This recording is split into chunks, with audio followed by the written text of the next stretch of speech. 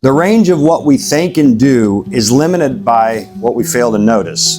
And because we fail to notice that we fail to notice, there is little we can do to change until we notice how failing to notice shapes our thoughts and deeds.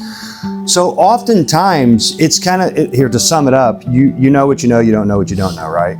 And the thing is, it's having open communication and being cohesive in a leadership team, whether you're leading up or leading down, and that's something we're going to talk about too.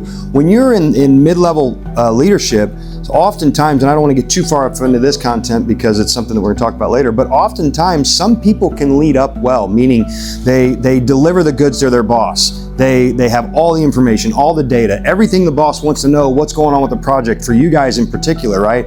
You're reporting to your reports, your direct report above you, you're giving them all the information, but you may be poor at getting the people below you to do the work.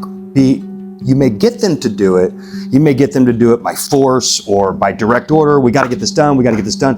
And what happens, unfortunately, in those situations is you're getting the job done because the people beneath you need a job or they fear for their jobs or whatever else, right? And so when your direct supervisor above you hears all these things from you, sees the productivity, you get a promotion. Meanwhile, your people can't stand you.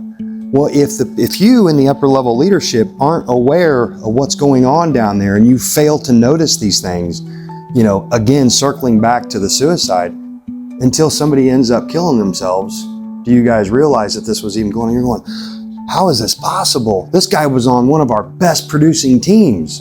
He's making a ton of money. He's one of our highest performing, whatever craft or trade he does. Then all of a sudden you find out he commits suicide and he's absolutely miserable, and you don't know that because what you're looking at objectively, we're getting the job done on a certain timeline, and the guy that's reporting all that to you is giving you the information you want to hear, but failing to notice, and unfortunately, until you realize that you fail to notice, and we don't want to get there. We don't want something catastrophic to happen in order for you to notice. Does that make sense? Yeah. Okay.